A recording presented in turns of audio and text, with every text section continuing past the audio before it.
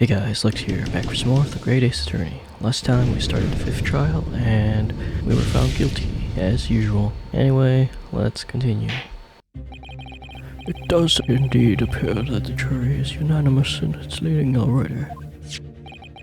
That photograph must be the definitive evidence that Gregson mentioned. But Ginny didn't shoot him! No, of course not. My lord. The defense wishes to assert its right to a summation examination. Very well, the court grants permission. So, you refuse to admit defeat again. How unsurprising. We shall proceed immediately with the summation examination. Mr. Foreman, are all members of the jury ready? So, absolutely, sir. Always ready for action, my chaps. Very good.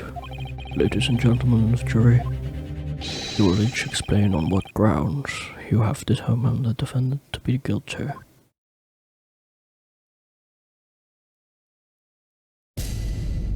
Initial findings. The jurors' contentions. All the evidence clearly points the finger of guilt at this young pickpocket. As a housemaid, I should like to see all filthy eyesores properly and rigorously eliminated. I think you'll find if you look at this photograph in stereo, the truth will just pop up. Oh, he has his eyes crossed too. If I have left it in there, I should think there'll be repercussions by now. What did he do? Mind made up. Stop. Global radio transmissions of the verdict to follow. Stop. In motherland, we say never judge by clothes, judge by head. I am convinced brothers are innocent. English and Russian. I keep messing up my Russian accent. The circumstances of the crime and the evidence do indeed implicate the defendant rather comprehensively. The storeroom, locked from the inside, in which the victim and the accused were discovered alone. And in the accused's hand, the fatal revolver, the firing of which was heard by these witnesses. Not to mention this print. Take it from a chap who's seen action on the battlefield. That young girl's on the verge of pulling the bally trigger. Thanks a lot, Mr. Sholmes. Oh dear, Hurley's cameras were supposed to help, not hinder. I'm afraid I think you have an uphill struggle ahead of you. But Gina didn't shoot Mr. Windybank. Which means there's more to the situation that we've yet to see. Agreed. You have the floor, counsel. Proceed with summation examination.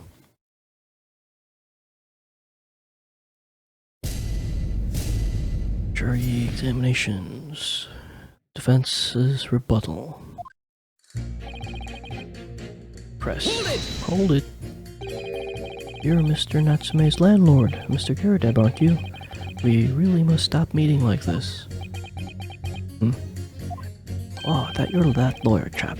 Well, there's a turn up for the books. Yes, what a turbulent time we had back then. Some extraordinary events took place at your house, that's for sure. Luckily, Mr. Sholmes and I were able to get to the bottom of it all. I think we did a rather lot for you, didn't we? I mean, obviously, I won't be suggesting that therefore you should change your leaning to not guilty or anything. Can't be denied, I suppose. The curse of the Garadeb house was the talk of the town after that business. I just moved out and I couldn't get a bally soul to take up the tenancies. Oh, I haven't had the heart to break the news to Joni yet. Bad enough that the old girl's clapped up. What? Really? Wow, so she was arrested. Yes, can't be denied. You did do rather a lot, but not for us. That's for dash certain. I suppose not. Of course. There can be no suggestion of that being the reason I'm leaning towards guilty here, obviously. But honestly, I really wish he'd pay more attention to the trial and less to juror number 2. As a housemaid, I should not go in. Polishing the bench, I see. Again. A maid's work is never done. Not a blemish must remain. What exactly do you mean by filthy eyesores? On my way to the market for his lordship, I have to pass through the East End. The place is full of beggars, pickpurses, and crossmen, the scum of the earth. A little harsh, perhaps. Let me be plain. If it were to me, all those back slums would be made spick and span or eradicated.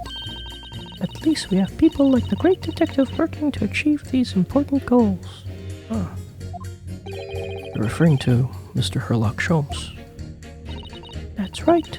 I like to keep abreast of his exploits by reading Rant's magazine in between my duties. He does wonders, cleaning up London streets. In my opinion, he should be declared an honorary maid of the capital. Mr. Sholmes, a maid? It's really quite unforgivable. What a scum, having the audacity to shoot our very greatest detective. Oh.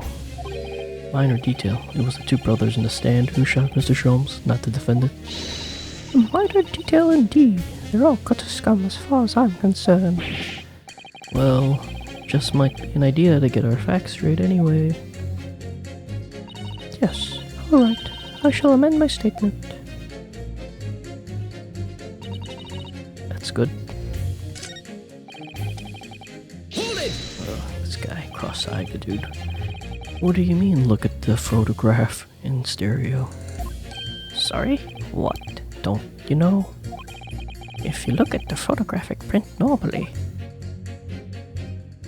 it look as though the pickpocket girl's about to shoot the victim, obviously. Objection!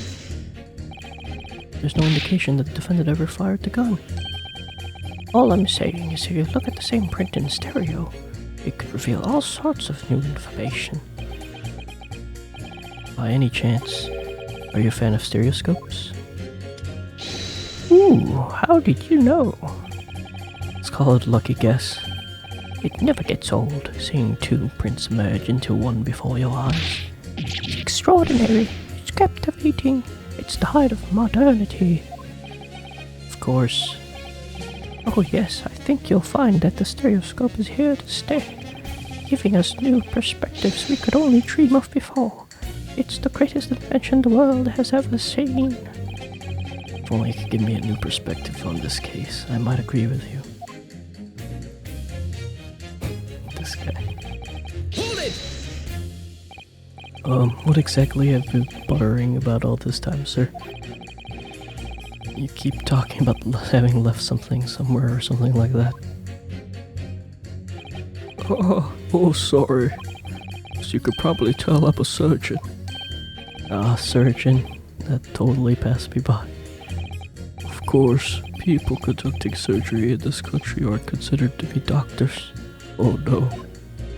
Even though me and my kind are the forefront of medical science, the real brains in the field. So, what is it that you think you've left behind? Well, it's a little embarrassing to be honest. You see, I was operating on someone yesterday, standard thing, went in through the abdomen. But when I'd finished the procedure, I couldn't find my scalpel anywhere. What? Did he? Surely not. Exactly, surely not, you say to yourself. Don't you? Worrying, isn't it? That's what's been troubling me this whole time. Could I really have left my scalpel inside the fellow's bed? Oh, of course I couldn't. So, there you have it. Like I said, a little embarrassing, really. That's one way of putting it. The other is manslaughter. That's exactly my concern. But seeing as this case appears to be all sewed up, I need to focus on trying to remember where exactly I've sewed up elsewhere. Now, I'm sure I've made sure everything was back as it should be. Well, as sure as you can be without being sure. Sure you need to be more sure. That didn't help at all.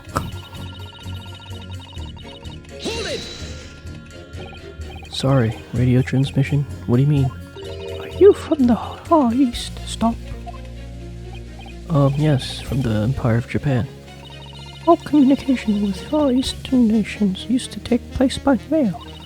Royal Mail steamers take more than a month to complete the journey. But now we have an electric telegram, so we can send messages using electrical signals. Thousands of miles of cables have been laid along the ocean beds, connecting the entire world. Thousands of miles of cable on the ocean bed? Makes my head hurt just thinking about it. You are well informed, young lady. Cables will soon become a thing of the past. Stop. And just when I was starting to catch up. Radio transmission is the future. Stop. Messages carried over airwaves to the four corners of the world. Stop. Excitement growing. Stop. Atmosphere electric. Stop. Right. Try not to wear out your fingers. Era of wireless telegraphy. Stop. Driving technological revolution. Stop. When people say inventions like the stereoscope are the height of technology, what utter piffle. I can't understand it, I really can't. They're just silly toys. Got him. Excuse me. Jury number 3. Sorry to interrupt when you're obviously fuming, but... What? Do you perhaps have something to say about juror number 5's last remark? As if I couldn't guess. Oh, you bet I do. Say that again. Go on, how dare you? Goodness, are you talking to me? I think he just might be, yes. You think stereoscopes are just toys, don't you? Huh? Absolutely. I mean, really. A machine to view photographs in 3 dimensions. Why on earth would you just use your eyes to look at the world around you? It's all 3-dimensional. What a great way to appease the man. No, I'm sorry. Stereoscopes are of no practical use at all. You just don't know. Pardon? I think that you'll find the viewing of a photograph through a stereoscope can unlock all sorts of possibilities. I'm obviously going to have to demonstrate. What sort of possibilities? Well, take a crime scene for example. If you had a pair of photographs from this crime scene that you could view through a stereoscope, it could reveal hidden clues you'd never even noticed before. What? Have you got anywhere now? Any prints we could look at with that stereoscope? Yeah. A cat one. How about this print here? It should do the trick. Take that! Alright then, juror number 3.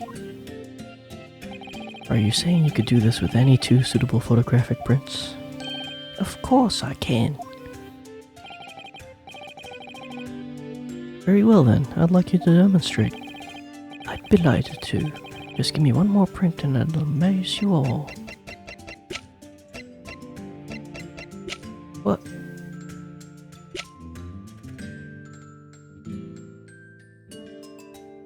Take that! Wait, sorry? What do you mean, one more print? Oh dear, oh dear. Do you have these in the Far East?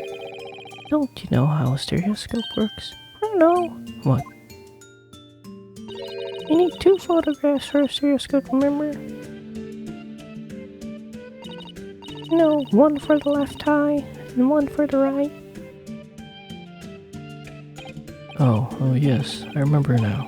But the print we have from the pawnbroker is just a normal photograph.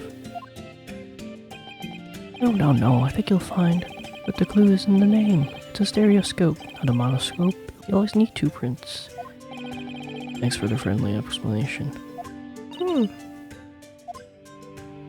But there were 2 pictures. Well, if we obtain another print at some point later in the trial, we could always show it to this young man then. Haha! I think you'll find that know-it-all expression is really starting to annoy me. Let's get things back on track, shall we, counsel?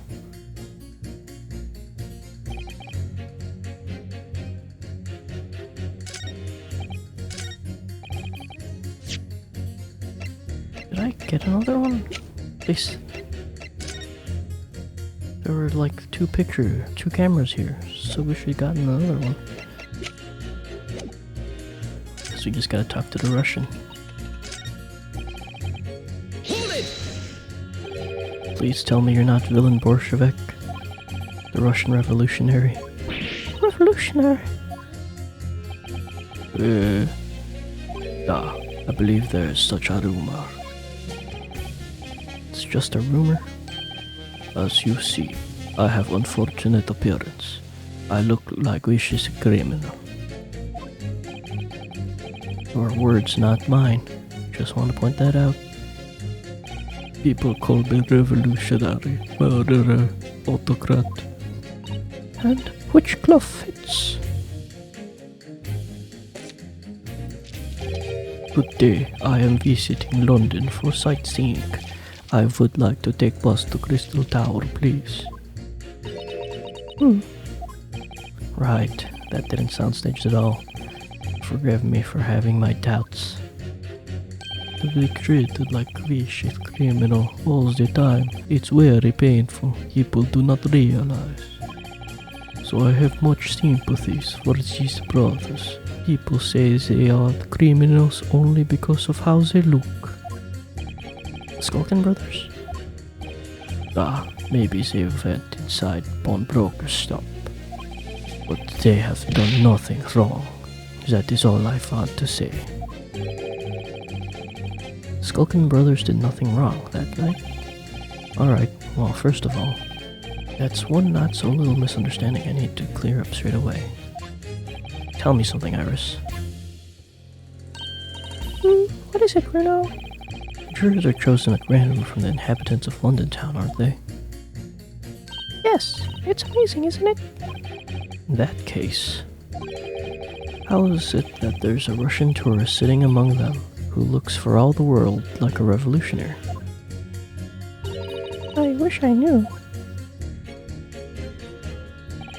If I can't change the minds of more than half of these 6 jurors, the trial will be over. But we know that Ginny would never shoot anyone.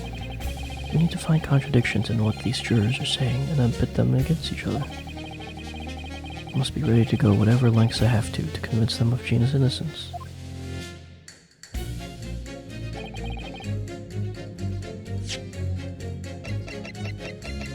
How the hell do I get 2?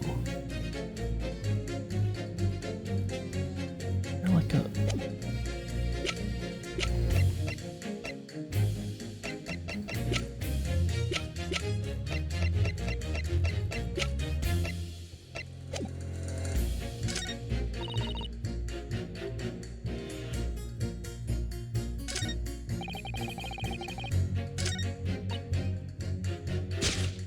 Do I pit these 2?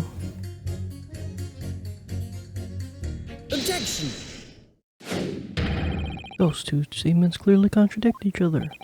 Good lord, counsel, explain yourself. Oh my statement contradictory? Contradict.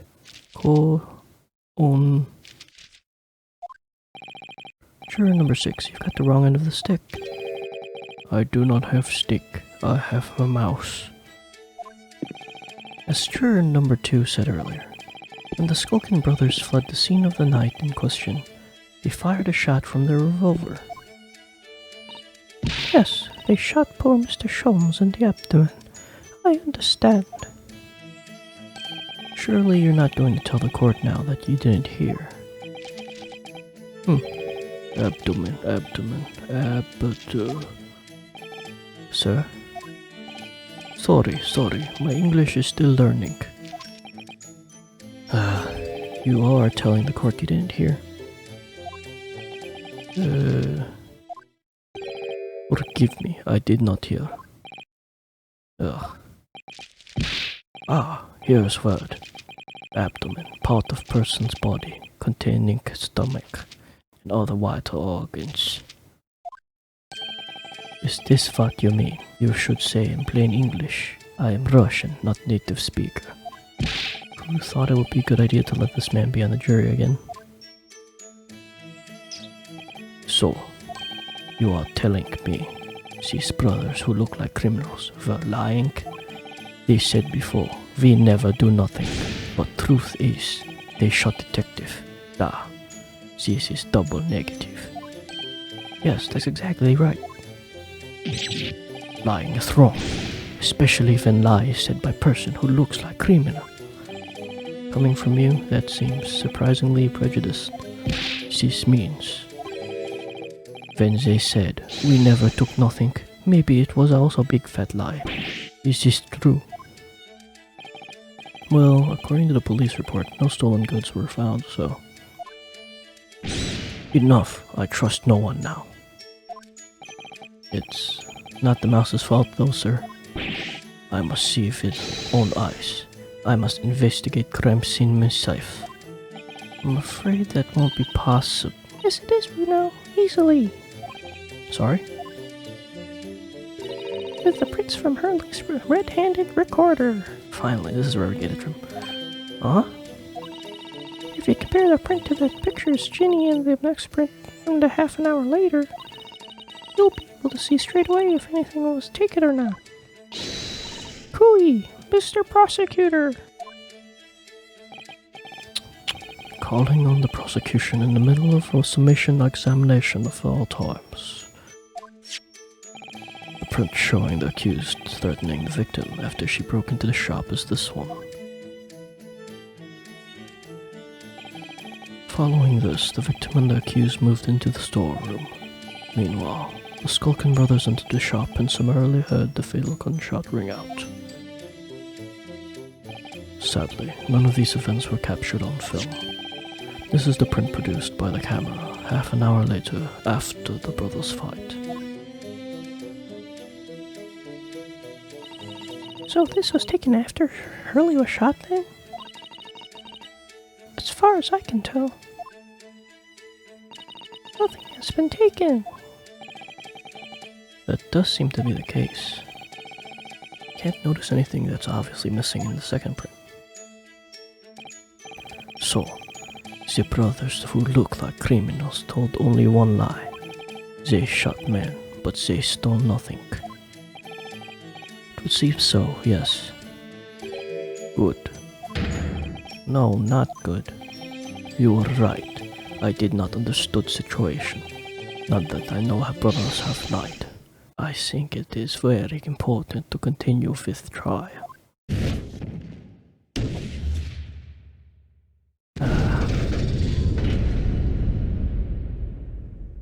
Hey, well done, Bruno. The balance is shifting. Well, it's a start, I suppose. But there must be more in what these jurors are saying that I can use to expose the truth. If I could do that, we just might turn the situation to our favor still.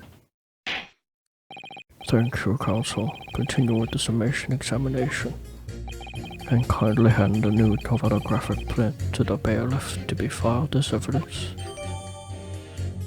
Cool, now we can do the stereoscope.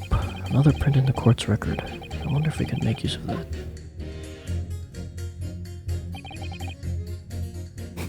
In Lake of Lies are many dead fish. We must find truth. Therefore, I say not guilty verdict. I keep forgetting about the Russian accent where they overcompensate the B's into W's. Hey, let me take a look at the record. I just want to take a look. Wait a minute. The glass. Or the... yeah. The light, I mean. Let's just do a stereoscope. Right. Objection! Hold it. What?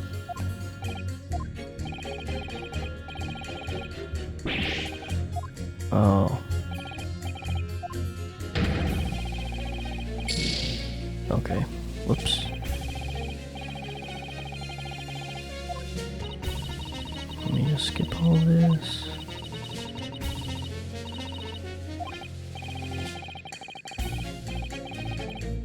Guess I just have to press them. Since I already did the the side. Oops.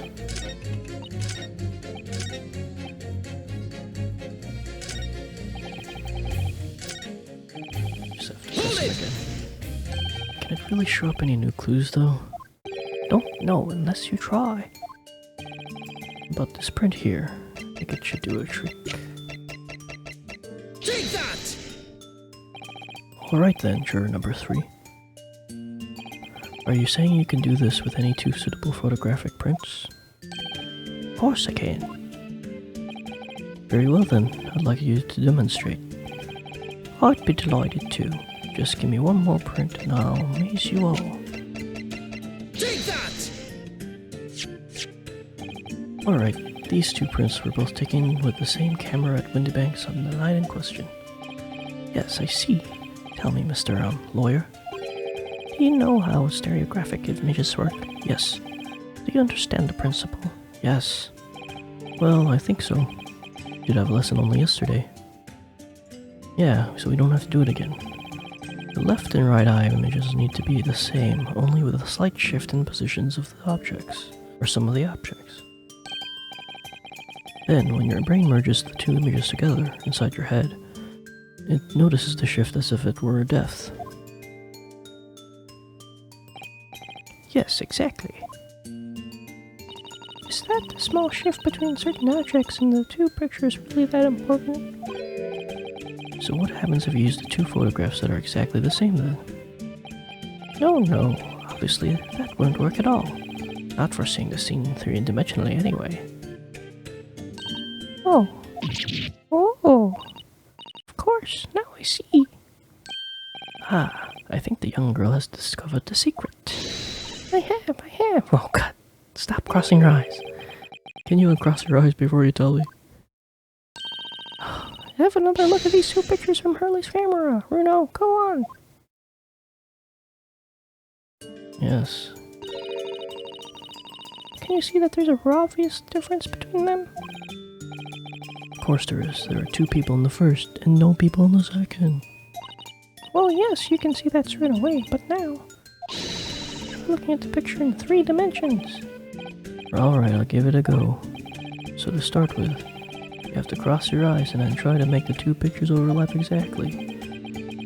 No, I'm not going to do that. I'm just going to look at them. Let's see if by crossing my eyes I can make the quill of pens from the picture overlap each other in the middle. Wait. Well, did you manage to see it properly, Bruno? Yes, I saw it. What's going on with these 2 pictures? Some of the things of the counter sort of, they just jump out at you. God. Yes. That's it, you see. That's the other amazing power of stereoscopes. Other amazing power? Is someone going to explain this black magic, eh? Why did some of the things on the counter seem to jump out at you like that, I think you'll find if you consider the basic principle of the stereoscope, you'll answer your own question. Basic principles of the stereoscope? As I said before, if you try to look at 2 identical pictures using a stereoscope, it won't work at all. It's the slight shift in the positions of certain objects that lets you see pictures 3-dimensionally.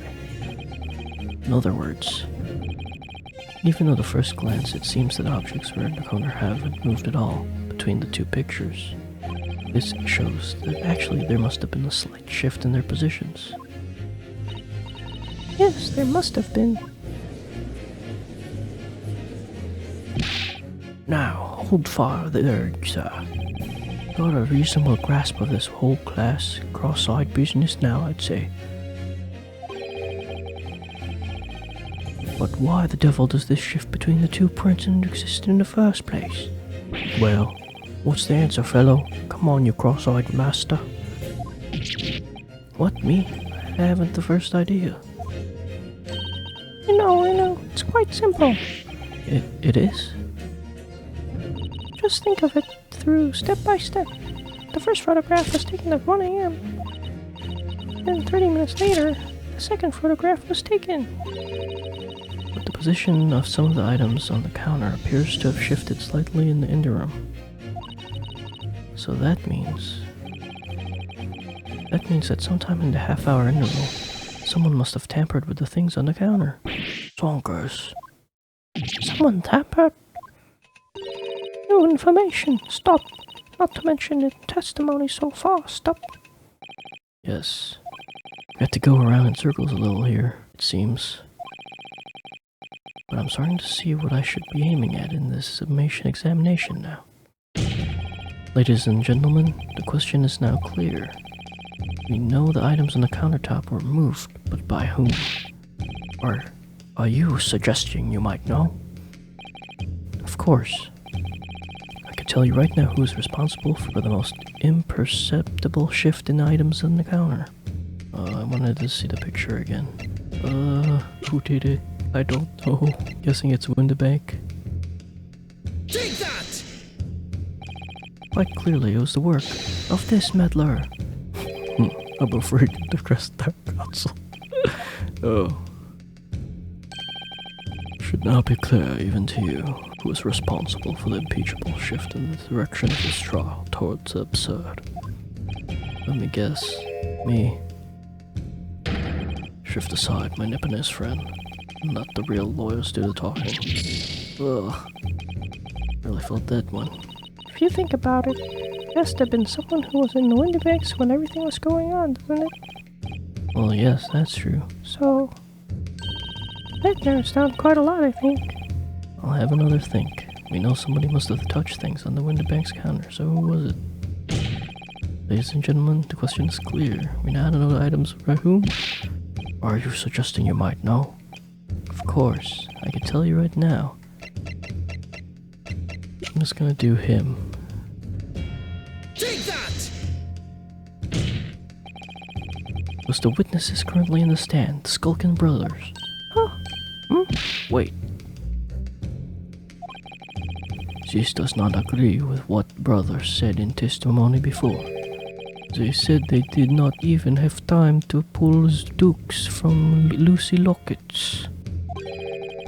My phrase book says dukes is meaning hands, and Lucy Lockets as meaning pockets. But this, another lie? Is this what you are saying? Yes, I'm afraid so. Now hold on there a minute. You can't be sure of that. I quite agree. The accused is a common pick purse after all. It's perfectly possible that she went through the things on the desk to see what she might steal. I think that's unlikely. And why exactly? As you can see from this photographic print, the defendant was pointing the gun at the victim. It would seem, as my learned friend indicated, that she was coercing Mr. Windibank to open the storeroom door. In other words, Miss Lestrade's interest lay within the storeroom, not in the main shop, giving her no reason to touch anything on the counter.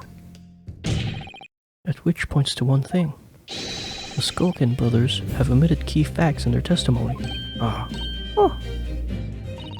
But the accused is a pick purse. Common gutter trash. Why look any further for the wrongdoer here? Because the Skulkin brothers are thieves, madam. No better, in fact worse, than a pick purse. Oh. I believe these brothers were looking for something on the victim's counter that night. Ladies and gentlemen of jury, if you would condemn the defendant on the grounds that she's a pickpocket, would it not at least be right and proper to thoroughly scrutinize the testimony given against her by two thieves? Well said. I, for one, would like to hear more from the shady pair. Donk. Yes. Can you see all now? I think you'll find stereoscopes aren't playthings. You see the extraordinary potential firsthand. Guess that did come in handy. Wholeheartedly agree. Stop. Must purchase after trial. Stop. Will return home via Regent Street. Stop.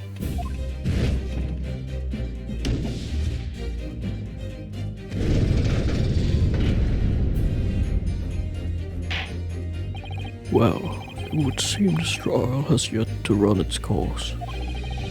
The ladies and gentlemen of the jury have declared their inclinations via the mighty scales of justice. I hereby call this submission examination to conclusion with the balance altered in the defendant's favor. 2 lean to guilty, 4 lean to not guilty. Accordingly, the jury is without consensus, and I order this trial to continue. Hey, well done. Oh, by the way. What? You should hold on to this, Bruno. You never know when you might come in useful. Twice in one trial would be unusual, surely. But alright. Stereoscope. Lord Van Six, you will instruct the witnesses that your court demands additional testimony from them. I'm sure it won't spoil the bouquet to do so, my lord.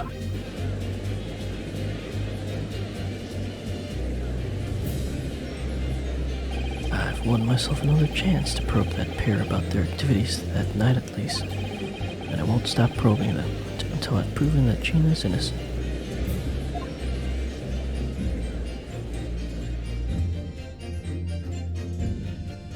I should have looked at the evidence before pressing A.